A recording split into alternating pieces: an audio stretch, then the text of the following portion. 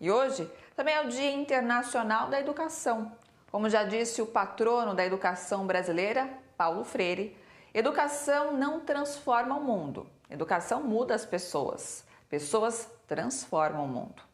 As notícias de interesse do trabalhador, dos movimentos sociais e pela democracia estão aqui no seu jornal. STF deu 60 dias para a Polícia Federal colher provas e também depoimentos do ex-ministro Sérgio Moro contra o presidente Jair Bolsonaro. Centrais sindicais e movimentos sociais organizam programação virtual para comemorar o Dia do Trabalhador.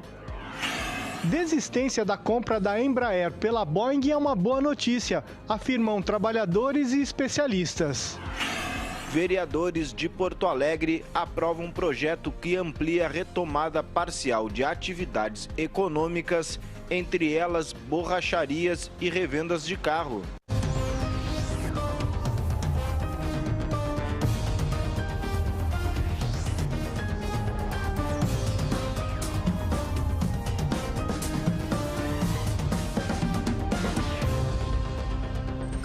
De 2012 a 2018, o Brasil teve 4,5 milhões de acidentes de trabalho com mais de 16 mil mortes. Neste 28 de abril, dia consagrado mundialmente às vítimas de acidentes e doenças no trabalho, a palavra de ordem é uma só: prevenção da Covid-19. Veja na reportagem de André Gianocari. Foi na primeira gestão do governo Lula que o dia 28 de abril entrou para o calendário oficial. A data, celebrada mundialmente, homenageia vítimas de acidentes e doenças no trabalho. Neste ano, o alerta é para os riscos da Covid-19. Prevaleceu a proposta de que este ano a questão urgente e grave seria a questão da Covid-19 relacionada ao trabalho, ou seja, trabalhadores e trabalhadoras que estão adoecendo e morrendo em função do seu trabalho. Devido à pandemia, a segurança no trabalho ganhou ainda mais importância. Para aqueles trabalhadores considerados de áreas essenciais, como o transporte público, como os trabalhadores da saúde, eles precisam, acima de tudo, a garantia de condições dignas de trabalho, eles precisam de EPIs, eles precisam que, por exemplo, os trabalhadores que estão no grupo de risco se afastem desses locais de trabalho, eles precisam de salário justo e digno. Alguns desses trabalhadores precisam de local de moradia, né? de moradia, uma vez que precisam se afastar das famílias e muitos não têm condições de voltar para casa, né? E corre o risco também de infectar ou contaminar as suas famílias. De acordo com a Central Única dos Trabalhadores, agentes de saúde denunciam condições precárias para atender infectados pela Covid. São esses trabalhadores que acolhem, né, as pessoas infectadas pelo vírus e por outras doenças também, né, e correm o risco de se contaminar e contaminar as suas famílias. Então a gente precisa realmente de uma ampla política que contemple essas pessoas, que garanta condições de vida e garanta, acima de tudo, equipamentos de proteção, que é um dos elementos que está faltando, né, e que os trabalhadores estão denunciando o tempo inteiro. Profissionais da saúde são foco de atenção. Então, no efetivo exercício do trabalho. Então, eu acho que é fundamental que se reconheça esse direito e esse status de doença ocupacional. No último sábado, a empresa brasileira de aeronáutica Embraer divulgou nota informando a decisão da Boeing de cancelar a fusão entre as duas empresas. Com a reviravolta, trabalhadores e especialistas defendem a reestatização da companhia. Veja na reportagem de Jô Miyake. A fabricante de aviões Boeing desistiu da compra da brasileira Embraer. A notícia é boa, porque o Brasil deixou de perder uma grande empresa nacional que pode contribuir em diversos outros setores, além da construção de aviões, afirma Volney Gouveia, gestor e professor do curso de Ciências Aeronáuticas da Universidade Municipal de São Caetano do Sul.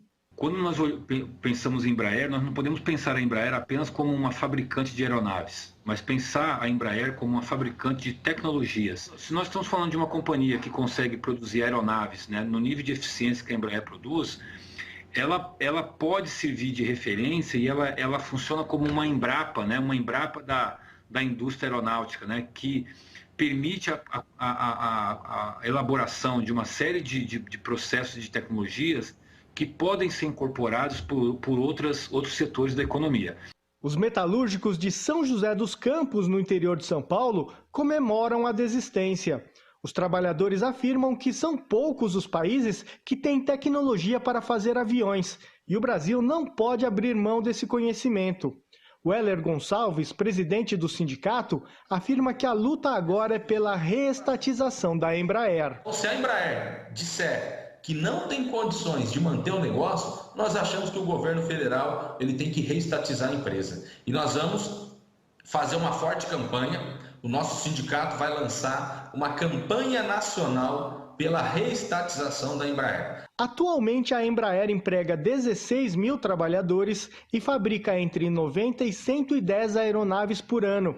Renata Belzunces é economista do Departamento Intersindical de Estatísticas e Estudos Socioeconômicos da região do Vale do Paraíba. Para ela, neste momento, o governo precisa injetar dinheiro para proteger os empregos e a empresa. E nesse momento, é necessário injetar recursos na companhia com muita velocidade. É preciso que ela comece a desenvolver novos projetos rapidamente, que ela coloque novos projetos, que inclusive não necessariamente tem a ver com o desenvolvimento de novas aeronaves, mas que tem a ver com outras tecnologias que ela já tem. E não estamos em um momento em que a gente possa abrir mão de nenhum emprego. Proteger a vida hoje na situação de pandemia é proteger os empregos.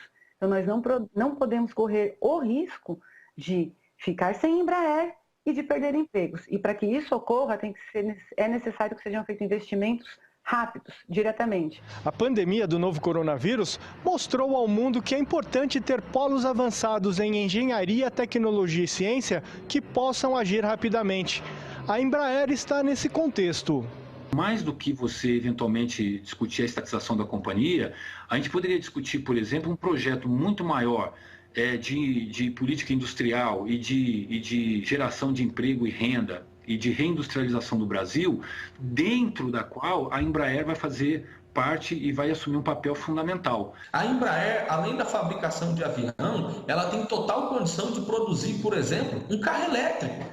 Os engenheiros da Embraer hoje têm total condição, assim como o setor de manufatura, de produzir respiradores neste momento que a gente precisa para salvar vidas. Ela tem condições, ela pode lançar produtos, se colocar em negócios que não sejam estritamente aeronáuticos imediatamente, porque ela tem projetos desenvolvidos em todos esses setores, em vários setores, inclusive no aeroespacial, onde a gente tem também aqui no Vale do Paraíba o Instituto Nacional de Pesquisas Espaciais, o INPE, que vez ou outra se conversam, enfim, nós temos aqui um arranjo que é muito rico em possibilidades. O ministro Celso de Mello, do Supremo Tribunal Federal, autorizou a abertura de um inquérito para investigar as denúncias feitas pelo ex-ministro da Justiça, Sérgio Moro, contra Bolsonaro. A reportagem é de Camila Piacese. O inquérito é para investigar se Bolsonaro cometeu crimes como falsidade ideológica, coação no curso do processo, prevaricação, corrupção passiva, denunciação caluniosa e crime contra a honra. A situação que se avizinha é dramática. E esse inquérito talvez leve a alguma conclusão, mas deixou o Moro realmente de saia justa, porque ele vai ter que provar tudinho, tintim por tintim, aquilo que ele alegou que o presidente teria praticado contra, vamos dizer, a independência da Polícia Federal e sua capacidade de gestão. Ao deixar o governo na última sexta-feira, Sérgio Moro afirmou que Bolsonaro tentou interferir em investigações da Polícia Federal e que pediu informações sobre inquéritos que envolvem seus filhos, Carlos e Eduardo Bolsonaro. A briga da quadrilha envolvendo o presidente Bolsonaro e o ex-ministro Sérgio Moro foi uma briga sobre a divisão dos resultados do roubo. Na verdade, Bolsonaro é filhote de Moro. Quem fraudou um processo contra o presidente Lula para inviabilizar a sua presença nas eleições de 2018 foi o ex-juiz Sérgio Moro, usando a toga para fazer política partidária e criar este monstrengo que aí é. A denúncia de Moro e depois a entrevista de Bolsonaro mostra que os dois são iguais. Os dois estão brigando pelo resultado do que eles fazem de errado. Para nós, a briga entre Moro e Bolsonaro, nós ficamos do lado da briga. O inquérito foi aberto no STF após pedido do Procurador-Geral da República, Augusto Aras, na última sexta-feira. A representação do Procurador-Geral que deu ensejo ao inquérito, na verdade, ela apenas espelha aquela posição de um rato olhando para o queijo e para o gato. Aras não disse a que veio este inquérito. Ele sugere que Moro contou fatos de extrema gravidade que merecem ser investigados contra Jair Bolsonaro, mas também sugere que Moro poderia ter praticado crimes contra a honra e crimes de denunciação caluniosa. O ministro Celso de Mello deu 60 dias para que a Polícia Federal colha o depoimento de Sérgio Moro e analise documentos apresentados pelo ex-ministro contra Bolsonaro. Centrais sindicais se unem e marcam atos online para conscientizar os trabalhadores neste 1º de maio. Essa e outras notícias você acompanha daqui a pouco na volta do seu jornal. Até já!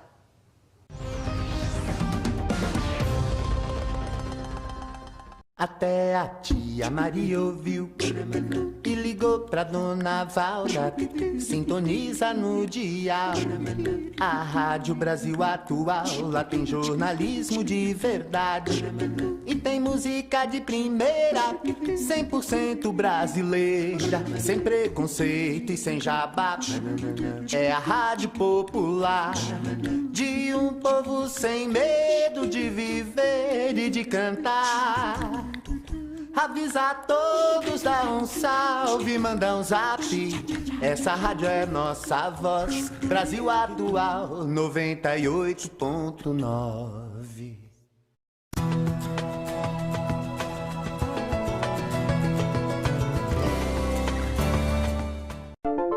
Covid-19. Fique em casa. Saiba como se prevenir. Orientações para permanecer fisicamente em atividade durante o período de quarentena. Ficar em quarentena pode causar estresse adicional e desafiar nossa saúde mental. A atividade física pode te ajudar a se manter em calma e a continuar protegendo sua saúde durante esse período. Mesmo que dentro de casa ou no quintal, as escadas também são opções para se exercitar. Exercite-se. Inicie um programa de exercícios em casa. Existem opções online. Muitos deles são gratuitos e podem ser encontrados no YouTube. Uma campanha da Rede Brasil Atual, TVT, Brasil de Fato e Rádio Brasil Atual. Imprensa contra o vírus.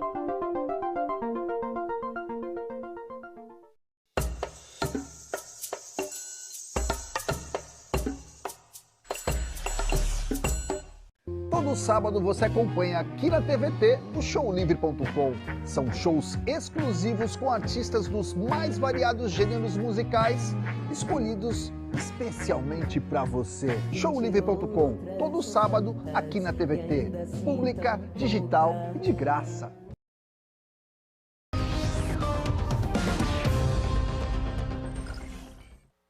Nesta sexta-feira, 1º de maio, é comemorado o Dia do Trabalhador.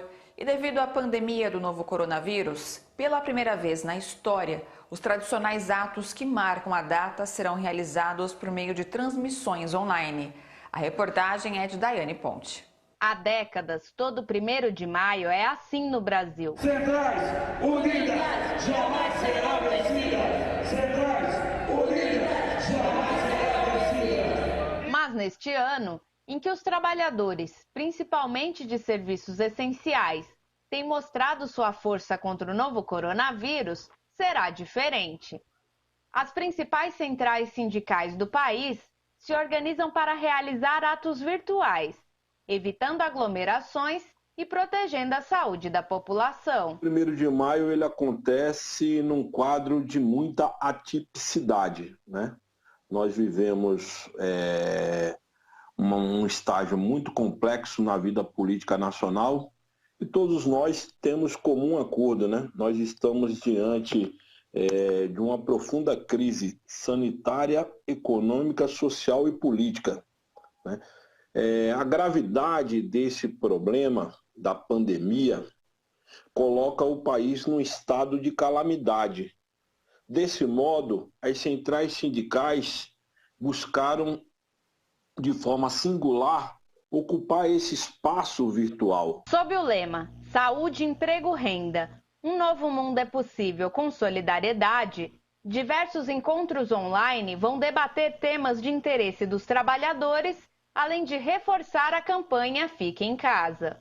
Esse leque de bandeiras une as centrais sindicais, os sindicatos e une também setores da sociedade, na maioria deles, que defende também a democracia.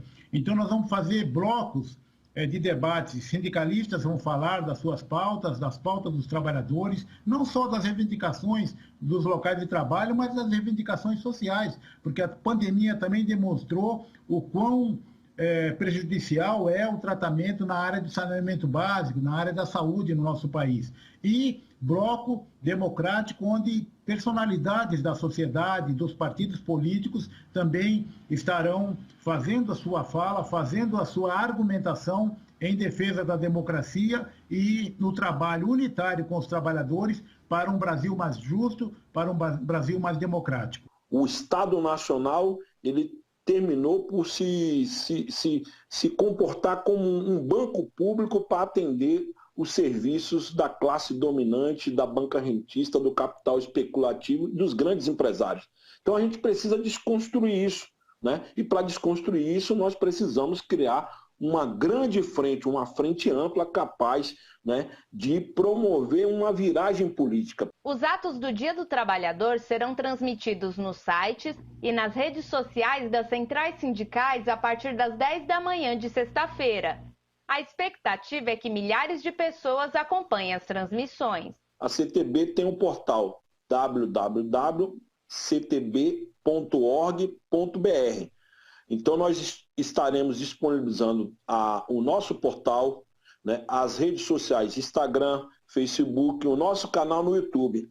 Assim será com as diversas centrais sindicais, né? O movimento sindical todo ele vai estar conectado na rede social. Todos nós estamos desejosos de que o pós-coronavírus nos permita a construção de um Brasil mais humano e menos desigual. Vários artistas, né, compositores, músicos, cantores e cantoras também estarão no nosso 1º de maio abrilhantando esse dia, que é um dia de luta, um dia de exigências sociais no combate à pandemia e na defesa da democracia, que no nosso país, pelas posições que o presidente Bolsonaro tem tomado, são posições que prejudicam o avanço democrático. No Rio de Janeiro, a Zona Oeste é a região que concentra mais de 1/3 das mortes por Covid-19 e o maior número de denúncias de aglomerações. Na Baixada Fluminense, o índice de adesão ao isolamento social também é baixo e o número de mortes crescente. A forte atuação de grupos milicianos nessas áreas pode ser a explicação para esse comportamento. Veja na reportagem de Viviane Nascimento.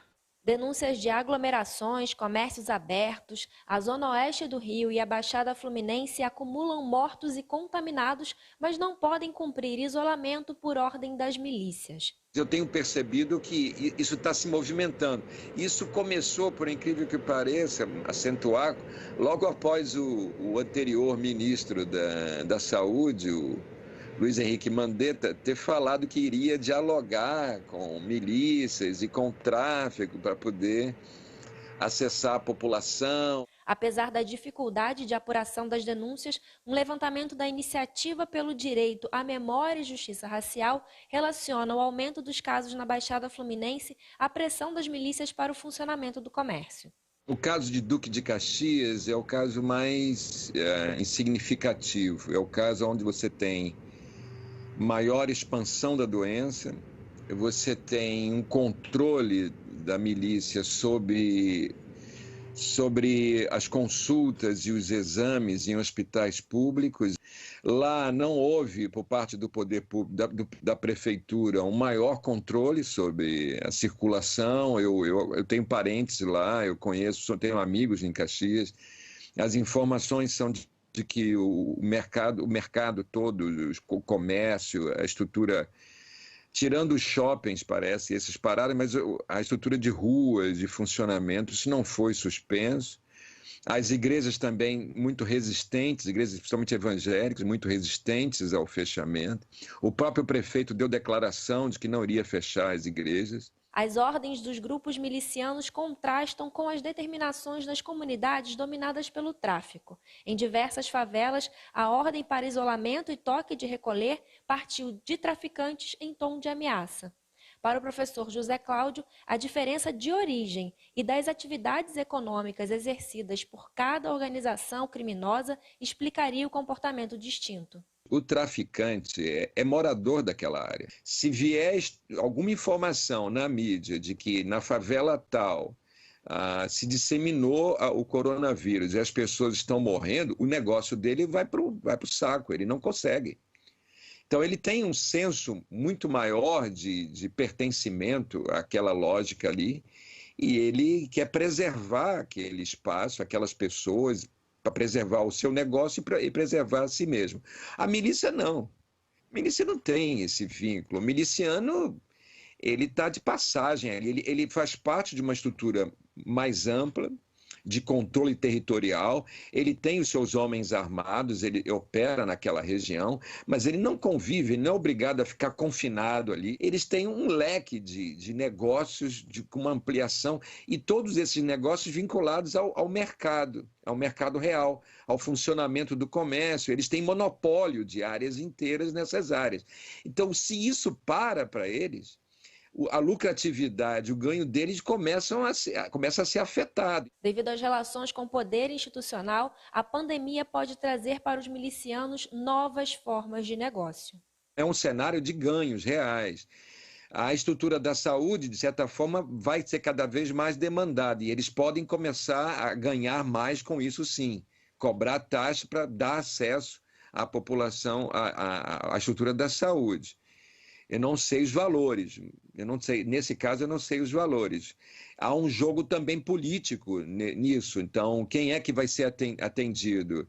Quem é o pastor que está indicando? Porque também tem isso, há um jogo de igrejas, há um jogo político que passa por igrejas evangélicas, que estão colocadas nessas áreas mais pobres, que são onde tem o maior número de vítimas. Eles podem ganhar com novos mercados que vão surgir. De repente o álcool gel vai ser um mercado que eles vão... Eu estou pensando aqui, a loucura, a milícia ela controla isso. Daqui a pouco eles vão começar a vender álcool gel, vão monopolizar a venda do álcool gel. Sei lá, eu fico imaginando como é que o Estado permite que grupos criminosos desse porte comecem a monopolizar. Monopoliza gás, água, terrenos, combustível. Aí, daí para começar a monopolizar bens que protejam a população é um passo. Acusações feitas pelo ex-ministro da Justiça, Sérgio Moro, contra o atual presidente da República deixaram o país de queixo caído na última sexta-feira. Diante dessas acusações graves e da instabilidade presidencial, há clima para o Congresso colocar o impeachment em pauta? Quem responde é o deputado Alessandro Molon, que comentou o assunto com Bruno Torturra e vai ao ar pelo Megafone Plus de hoje às 10 da noite.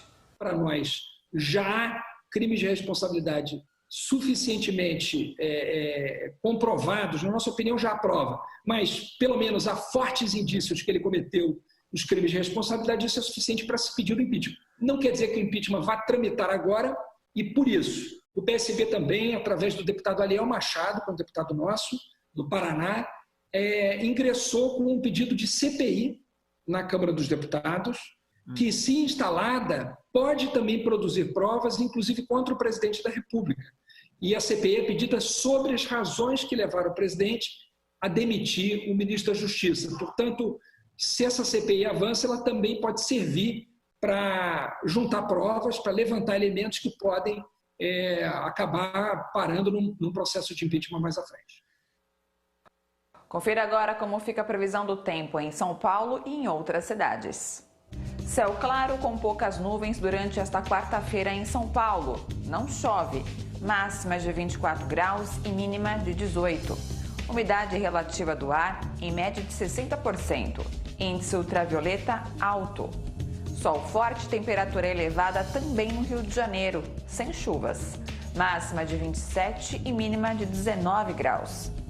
Já em Salvador, céu encoberto e dia chuvoso, com máxima de 28 graus e mínima de 24. Em Brasília, a previsão é de tempo abafado e de sol e variação de nuvens ao longo do dia, sem previsão de pancadas de chuva. Máxima de 24 graus e mínima de 15. Preocupado com a crise do novo coronavírus e com as recentes mortes de indígenas, o cacique Raoni, da etnia Kayapó, fez um apelo. Por meio de um vídeo postado por uma ONG francesa, o cacique Raoni pediu ajuda à sua comunidade. Precisamos de ajuda financeira, por isso estou me voltando para você para ajudar minha comunidade. Precisamos receber suprimentos, alimentos básicos, produtos de higiene, medicamentos e também combustível para o transporte. Sem a sua ajuda, os povos indígenas do Brasil não poderão enfrentar esta doença terrível. A ajuda é para que possam sobreviver ao isolamento durante a pandemia. No Brasil, vivem 800 mil indígenas. Pelo menos 3 nativos morreram de Covid-19. O presidente norte-americano parece não se cansar de arrumar confusão com a China. Desta vez, Trump disse que pode pedir indenização ao governo de Pequim. O presidente americano Donald Trump sugeriu que poderia exigir que a China pagasse bilhões de dólares por danos causados pela pandemia de coronavírus originada na cidade chinesa de Wuhan. Há várias maneiras de responsabilizá-los. Estamos fazendo investigações muito sérias. Não estamos felizes com a China. Não estamos felizes com toda essa situação porque acreditamos que ela poderia ter sido interrompida na fonte. Poderia ter sido interrompida rapidamente e não teria se espalhado por todo o mundo. E achamos que isso não deveria ter acontecido. Então, informaremos você no momento apropriado. Mas estamos fazendo investigações sérias.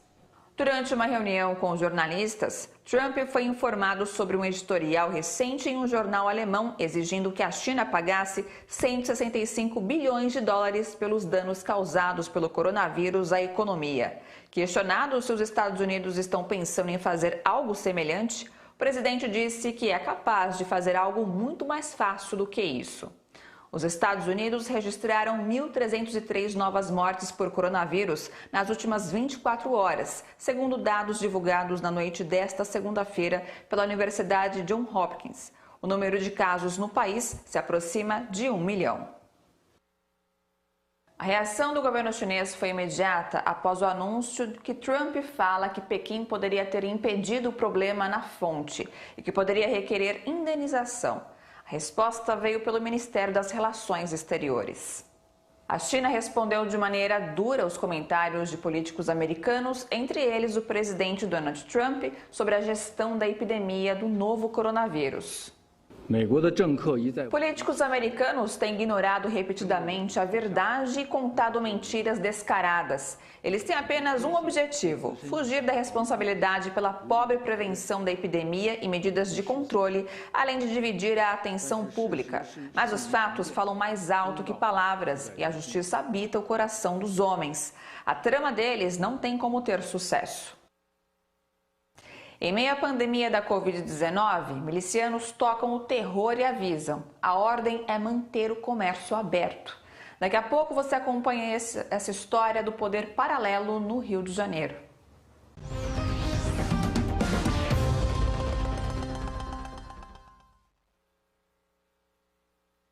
Começa o seu dia com as notícias que os outros não dão. Agora você acompanha o Jornal Brasil Atual na rádio, na TV e nas redes sociais. De segunda a sexta-feira, das 7 às 9 da manhã. As manifestações e a realidade da periferia. Movimentos sociais e resistência. A voz do cidadão na rua. Diversidade e direitos humanos. Realidades que mostramos todos os dias. Essa é a nossa pauta. Esperamos você! Jornal Brasil Atual. As notícias que os outros não dão.